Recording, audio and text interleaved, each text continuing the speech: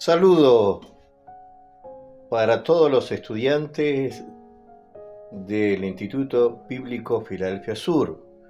Muy buenas tardes, queridos y estimados estudiantes. Les habla su profesor y director, el reverendo Jorge Herrera, y quiero enviarles un abrazo enorme a cada uno de ustedes, estén donde estén, seguramente preparándose para descansar después de una jornada quizás bastante larga o complicada. Qué hermoso es poder encontrarnos nuevamente alrededor de la palabra de Dios. Y quiero dejarle hoy una frase. No estudiamos la Biblia solamente para saber más de Dios, estudiamos la Biblia para conocerlo, obedecerle y servirle mejor. Cada clase, mi querido estudiante, es una oportunidad para crecer. Cada pasaje que estudiamos nos desafía, cada pregunta nos ayuda a profundizar y cada enseñanza nos prepara para cumplir mejor el llamado que Dios puso en nuestra vida. Es por eso que los animo, mis estimados estudiantes, a que sigan avanzando. Si hoy estás cansado, si tuviste un día difícil o si tuviste una semana difícil, quizás estás atravesando una situación personal, no te olvides que Dios está de tu lado y el Señor va a ayudarte a que puedas sobrepasar toda circunstancia. Y como dice segunda de Timoteo 2:15, procura con diligencia presentarte a Dios aprobado, como obrero, que no tiene de qué avergonzarse y que usa bien la palabra de verdad. Es siempre nuestro desafío, ser obreros aprobados, estudiantes responsables y servidores preparados. Desde el Instituto Bíblico Filadelfia Sur, les deseo un hermoso fin de semana. Bueno, vayan preparando sus Biblias, sus cuadernos y sobre todo, preparar el corazón. Porque esta tarde no solamente vamos a estudiar un tema, vamos a crecer en la palabra, vamos a profundizar en nuestra fe, vamos a prepararnos para servir.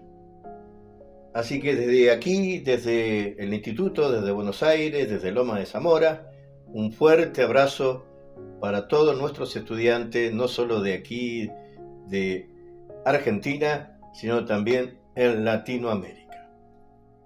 Así que Dios los bendiga y adelante, adelante con el estudio de la palabra de Dios. Hoy nos toca tocar un capítulo de Romanos muy profundo, un capítulo donde siempre ha causado debate, donde siempre ha sido discutido, porque el apóstol Pablo escribió precisamente, dijo, ¿por qué no hago el bien que quiero, sino el mal que no quiero? Eso hago, eso dice en Romanos 7:19. Y esta frase del apóstol Pablo nos toca en realidad profundamente en nuestro ser interior, ¿no? Profundamente es una crisis humana que presenta el apóstol. Sé lo que debo hacer, pero no siempre lo hago. Quiero perdonar, pero me cuesta. Quiero orar, pero me distraigo. Quiero controlar mis palabras, pero termino hablando. Quiero vencer una tentación, pero vuelvo a caer. Quiero cambiar una actitud, pero me parece que algo dentro de mí se resiste. Entonces aparece la gran pregunta: ¿por qué existe una batalla tan grande dentro del ser humano? Romanos 7 nos conduce precisamente hacia esa pregunta. Pero debemos establecer desde el comienzo una regla hermenéutica fundamental, un principio hermenéutico, ¿no? De lo que nos habla precisamente Romanos capítulo 7.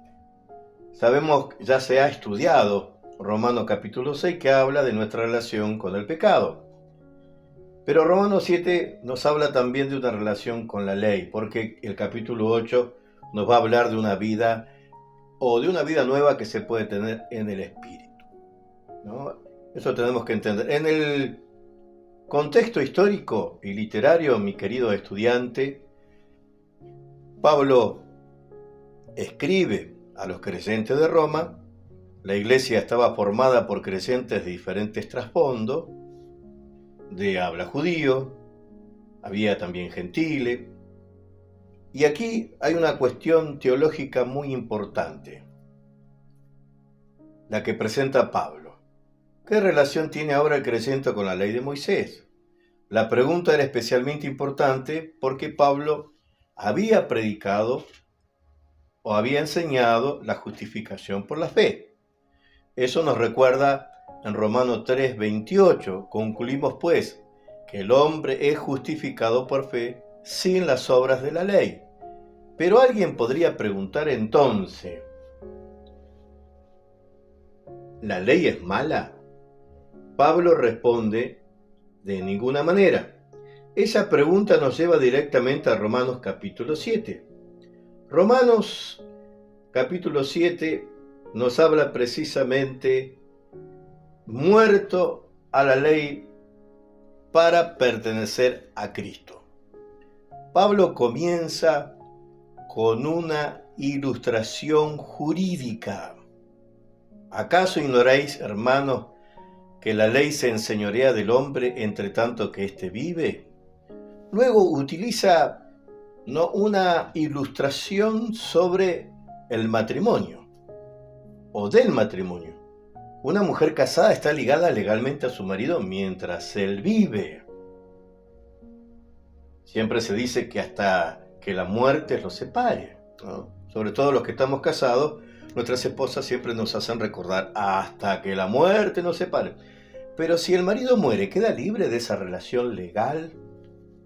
Entonces Pablo aplica la ilustración al creyente. Así también vosotros, hermanos míos, habéis muerto a la ley mediante el cuerpo de Cristo. Así que debemos tener mucho cuidado. Pablo no está diciendo que la ley sea pecado. Tampoco está diciendo que ahora podemos vivir sin ninguna forma moral. Está hablando de un cambio de relación. Antes, bajo la ley. Ahora, unido a Cristo. Encontramos una frase maravillosa. Para que seáis de otro del que resucitó de los muertos.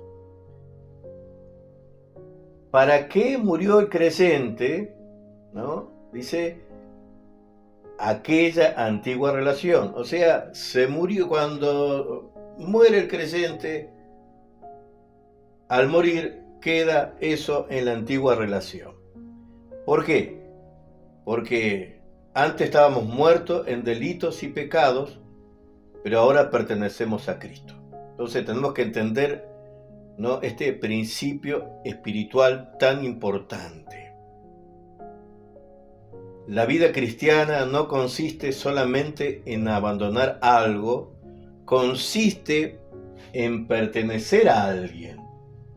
Porque en muchas religiones te pueden enseñar a cambiar de hábitos o dejar cosas que te hacen daño físicamente. Pero la vida cristiana no consiste solamente en dejar algo o dejar lo que a nosotros nos parece que nos conviene, sino consiste en pertenecer a Cristo. No es simplemente dejar de pecar o simplemente dejar de hacer lo malo, porque hay muchas personas que quizás pueden tener una vida moralmente, aparentemente buena, pero lo que necesitamos es entender, según la doctrina paulina, es que morimos a la vieja vida para pertenecer a Cristo. Lo que tenemos que decir, lo que Pablo lo enseña a voces, es que nuestra vida ahora está escondida en Cristo. Eso es lo que nos dice Romanos capítulo 7, versículo 4, que para que llevemos mucho fruto, necesitamos que nuestra vida esté precisamente oculta en Jesús. Dios no quiere solamente modificar alguna de nuestras conductas, sino quiere producir fruto y quiere sobre todas las cosas que entremos a ese laboratorio, ¿no? Al laboratorio de la Trinidad, para que seamos formados a imagen de nuestro Señor, a imagen de Jesús. Por eso podríamos leer en conexión respecto a esto lo que Jesús mismo enseñó en San Juan capítulo 15, cuando habla precisamente de que Él es la vid verdadera, que no hay fruto si nosotros no estamos ligados o no dependemos del árbol.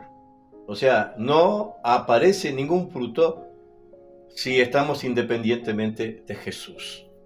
El fruto aparece cuando nuestra vida está conectada en Cristo. Y estar conectada en Cristo es tener una vida diaria, cumplir con nuestros deberes diarios de oración, de leer la palabra, de estar en comunión y sobre todas las cosas, de estar en obediencia a Él. No alcanza con tener a Cristo si no lo tenemos a Cristo gobernando nuestro corazón. Hay muchos que lo tienen a Jesús como el Salvador, pero no lo tienen a Jesús como el Señor. Por eso el apóstol Pablo habla que la transformación cristiana no nace de una autosuficiencia, sino de la unión de Cristo. Romanos capítulo 7, del versículo 7 al 13, nos habla de una ley, ¿no? La ley del pecado. Eso es lo que nos habla precisamente. Versículo 7 dice: ¿qué diremos pues? La ley es pecado en ninguna manera, pero yo no conocí el pecado sino por la ley. Porque tampoco conoceréis la codicia si la ley no dijera no codiciarás. Mas el pecado, tomando ocasión por el mandamiento, produjo en mí toda codicia, porque sin la ley del pecado está muerto. Y yo sin ley vivía en un tiempo, pero venido el mandamiento, el pecado revivió y yo morí. Y hallé que el mismo mandamiento que era para vida, a mí me resultó para muerte. Porque el pecado, tomando ocasión y por el mandamiento, me engañó y por él me mató. De manera que la ley a la verdad es santa y el mandamiento santo y justo y bueno. Luego que es bueno vino a ser muerte para mí. En ninguna manera, sino que el pecado, para mostrarse pecado, produjo en mí la muerte y por medio de lo que es bueno, a fin de que por el mandamiento el pecado llegase a ser sobremanera pecaminoso. Porque sabemos que la ley es espiritual, mas yo soy carnal, vendido al pecado. Porque lo que hago no lo entiendo, pues no hago lo que quiero, sino lo que aborrezco, eso hago. Aquí lo encontramos a Pablo, ¿no? Precisamente haciendo quizás preguntas retóricas y que él mismo también responde. Diré pues, la ley es pecado, dice Pablo. Pablo dice, ¿no? Entonces, ¿qué hace la ley? Lo que la ley hace y lo que dice Pablo, precisamente que la ley revela, la ley identifica, la ley señala y la ley expone. ¿Qué es lo que revela la ley? Lo que revela la ley, que el hombre es pecador y que está entregado por naturaleza a ese pecado. ¿Y qué identifica la ley? Que el hombre está precisamente, ¿no?, esclavo del pecado. ¿Y qué lo señala? Como pecador. ¿Y qué lo expone? Como culpable. Pero la ley lo que no puede hacer es salvar, porque lo único, por eso está, gracias a Dios, el capítulo 8, porque habla precisamente que sin Jesús no podemos ser justificados, ¿no?, y menos salvos, porque es el único que nos puede hacer. Imagínese, mi estimado estudiante, un espejo. Usted se mira y descubre que tiene una mancha en la cara. Y usted dice, ¿será culpa del espejo? No, el espejo simplemente reveló la mancha que usted tenía en la cara, pero el espejo no puede lavarle el rostro. Este es un principio poderoso. La ley puede revelar el pecado, pero no puede eliminarlo. Puede mostrar, diagnosticar la enfermedad, el cáncer que está destruyendo la vida moral de una persona, pero no puede curarlo, porque el único que tiene el poder para curarlo es nuestro Señor Jesucristo. Porque Él precisamente murió para que nosotros fuéramos precisamente, a través de esa sangre derramada en el Calvario, perdonados. Nos perdona. La ley dice, esto está mal, pero no puede producir en nosotros mismos la transformación interior que necesitamos. Por eso la religión no puede salvar al hombre. Puede acomodar al hombre de alguna manera, pero no lo puede salvar, porque el único que puede salvarlo es nuestro Señor Jesucristo, nuestro Salvador. Romanos 7:8 dice, mas el pecado, tomando ocasión por el mandamiento, produjo en mí toda codicia. Aquí encontramos una expresión muy importante. Si pudiéramos profundizar un poquito en el griego original, ¿no? Nos da la idea, o viene de la palabra aporme, A-P-H-O-R-M, es la idea de una oportunidad, una base o un punto de partida. El pecado toma el mandamiento como oportunidad. El problema no está en el mandamiento, está en el pecado. Pensemos. Es como que tu mente te dijera, no toques eso, porque hay un cartel que tiene una calavera o una imagen precisamente de no, como cuando uno va a cruzar las vías del tren en un paso a nivel y dice prohibido precisamente porque hay una barrera, es peligroso. Pero inmediatamente hay mucha gente que cruza igualmente porque quiere ganarle al tiempo o porque está apurado. Entonces, ¿el cartel funcionó o no funcionó? En realidad funcionó para señalar, pero el imprudente fue el corazón humano, siempre inclinado hacia la rebelión. Por eso Pablo habla del pecado y el conocimiento. Por eso Romanos 7 es tan importante. Algunos teólogos hubieran deseado, ¿no?, obviar, y si algunos hubieran tenido el poder de decir, bueno, esa página la podemos saltar, no, porque es importante. Pablo nos habla precisamente que el problema no está afuera, sino el problema está dentro del hombre. Pablo decía, reconozco que estoy mal, que no lo puedo hacer. ¿Por qué? Porque había una fuerza en él de gravedad, pero gracias a Dios, en el capítulo 8 nos habla precisamente de la ayuda de nuestro Dios a través del Espíritu Santo. Es importante entender que debemos rendirnos al Espíritu Santo. Cuanto más queramos luchar, cuanto más queramos nosotros no hacer algo, lamentablemente caeremos, porque esto es rendirnos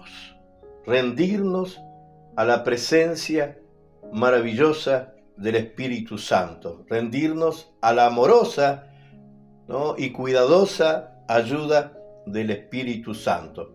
Pablo estaba describiendo una batalla y estaba siendo sincero, porque él estaba diciendo, ¿no?, quiero, pero no lo hago. Después no quiero, pero lo hago. Aquí encontramos una tensión entre el deseo y la conducta. Eso es lo que nos habla en el versículo 18. Porque yo sé que en mí, esto es, en mi carne, no mora el bien. Aquí debemos estudiar una palabra fundamental que Pablo siempre la menciona y la que siempre está en conflicto. La palabra sarx, S-A-R-X, ¿no?, que viene del griego, que es carne. En el pensamiento paulino, carne no significa simplemente el cuerpo físico. No habla de la carne, ¿no? No significa que nuestro cuerpo sea malo, por favor, no es que usted maltrate su cuerpo. Significa de la condición humana, de la condición débil y dominada precisamente cuando Cristo no gobierna la vida, es gobernada precisamente por el pecado. Debemos interpretar bien este principio hermenéutico. No debemos interpretar que la carne, el cuerpo nuestro es malo, sino estamos hablando precisamente de la voluntad que hay en nosotros, o la débil voluntad para hacer la voluntad de Dios. Porque el querer el bien está en mí, pero no hacerlo. Aquí tenemos también un principio antropológico importante. El ser humano puede tener conciencia moral.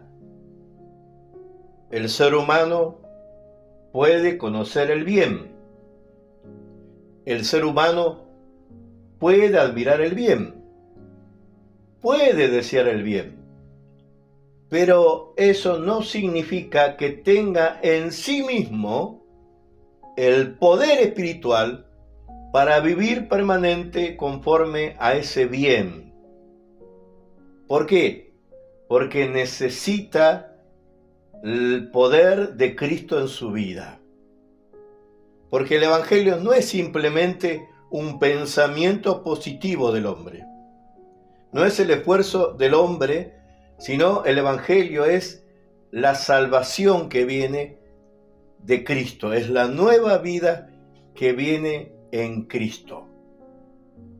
Por eso Pablo categóricamente dice: miserable de mí. Versículo 24. Miserable de mí, ¿quién me librará de este cuerpo de muerte? Está diciendo Pablo. Una frase, ¿no?, extraordinaria.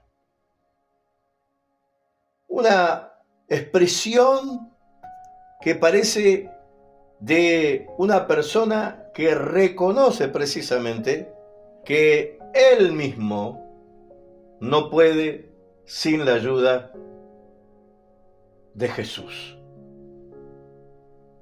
¿Quién me librará?, él pregunta. Y la respuesta, mi estimado estudiante, no está en una filosofía, no está en una religión, no es una técnica psicológica, ni es una gestión emocional. La respuesta de quién me librará es una persona. Porque mismo Pablo dice: más gracia doy a Dios por Jesucristo nuestro Señor. ¡Aleluya! ¡Gloria a Dios! Ahí está la respuesta a su dilema. Ahí está la respuesta a su miseria. Ahí está la respuesta a su interrogante, porque él está diciendo: gracias doy a Dios por Jesucristo, Señor nuestro. La respuesta estaba no en una filosofía, no en una técnica de autoayuda, sino en el mismo Señor Jesucristo. Jesucristo es la respuesta a la pregunta de Pablo, que él mismo después se responde. Qué maravilloso saber que es Cristo el que nos ayuda, que es Cristo el que nos ayuda precisamente y nos trae paz a nuestro interior y paz, ¿no?, a nuestra vida íntegra, a la integridad del hombre, al ser integral del hombre.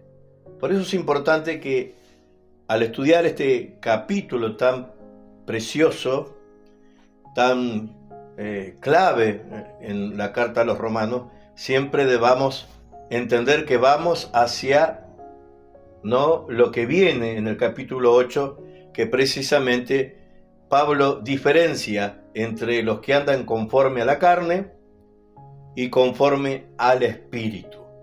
Eso debemos entender, porque Romanos 7 precisamente nos habla de que la ley no puede liberar el pecado, pero Romanos 8 nos habla precisamente de la vida que uno puede tener a base del Espíritu Santo. Eso debemos comprender, a base del Espíritu Santo. Mi querido estudiante, podemos ver 10 principios clave de Romanos capítulo 7. El primer principio, que la ley es buena, porque todo lo que viene de Dios es bueno. Porque el problema no estuvo en la ley, porque el problema estaba precisamente en el hombre. El problema no estaba en la ley, sino en el hombre que no podía cumplir la ley. La ley era un espejo que revela la mancha del pecado.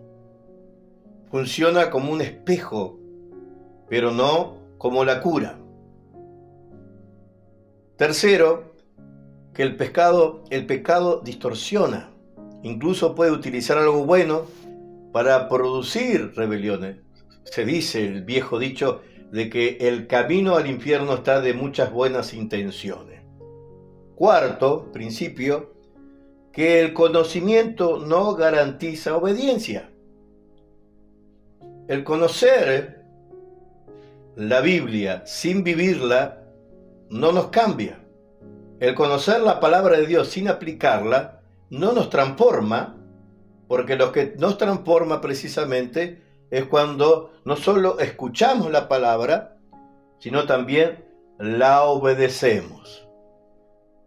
El conocimiento no garantiza obediencia. Quinto, la voluntad humana es insuficiente.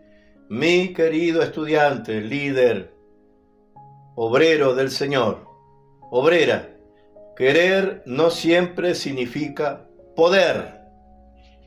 Querer no siempre significa poder, porque la carne representa nuestra condición humana. Sexto principio clave. No podemos reducirla simplemente al ejercicio físico, al esfuerzo humano, a ejercicios mentales. ¿Por qué? Porque el séptimo principio es que el pecado precisamente ha hecho esclavo a la carne. Solo Cristo nos libera para darnos una nueva vida. Lo que comienza como elección puede terminar convirtiéndose en dominio. Lo que te domina es lo que te gobierna. Número 8, la ley no es la salvadora. La ley no es tu salvador, sino Cristo. La ley revela nuestra necesidad de un Cristo salvador. 9, la desesperación debe siempre conducirnos a Cristo. O sea, lo que Pablo dice, ¿quién me librará de este cuerpo de muerte? Estaba hablando en desesperación, pero esa desesperación lo llevó a Cristo. Eso nos hace recordar un pasaje preciosísimo, tan importante para nuestra vida diaria cristiana, como Hebreo 4:16, que dice: acerquémonos pues confiadamente al trono de la gracia para alcanzar el oportuno socorro. O sea, todos los días debemos acercarnos al trono de las gracias. ¿Para qué? Para sacarnos esa desgracia que pueda haber en nuestra vida y que pueda estar carcomiendo nuestro interior. Porque definitivamente es Jesucristo nuestro ayudador. Lo que nosotros podemos redondear en una aplicación, ¿no?, en un consejo pastoral, es que hay personas que viven permanentemente condenándose y dicen, soy un fracaso, no puedo cambiar, Dios debe de estar cansado de mí, siempre vuelvo a caer porque nunca, o quizás hasta ahora, han confiado plenamente en Jesús. No confían plenamente en la gracia de Cristo, porque la gracia de Cristo es la que precisamente transforma nuestra vida. Cuando luchamos con nuestra propia fuerza, es cuando en realidad fracasamos. Nosotros, toda lucha interior, toda circunstancia nos debe llevar a depender absolutamente en Cristo Jesús. La gracia nos libera, la gracia nos da la capacidad y nos quita la incapacidad de vivir para Dios. Por eso necesitamos entender precisamente el mensaje de Pablo, porque Pablo dice, gracias doy a Dios por nuestro Señor Jesucristo. Cuando descubro que no puedo vencer por mí mismo, descubro cuánto necesito de Cristo.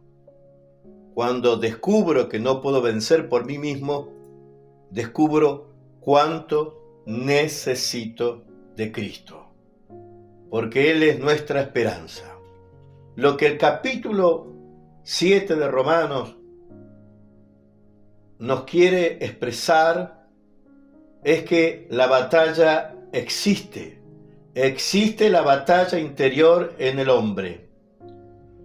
Lo que Pablo nos dice que la debilidad existe, que la lucha mientras vivamos en este mundo y respiremos existe, pero que también existe la salida por medio de nuestro Señor Jesucristo. Donde termina tu capacidad, donde termina mi capacidad, comienza la capacidad y la dependencia, y debe comenzar la capacidad y mi dependencia y tu dependencia de la gracia de Cristo. Es un enorme privilegio compartir este tiempo con ustedes. Espero que hayan disfrutado como yo lo disfruté, que sigamos avanzando, que sigamos aprendiendo, que sigamos estudiando este libro precioso de Romanos, que es la columna vertebral del Evangelio de nuestro Señor Jesucristo.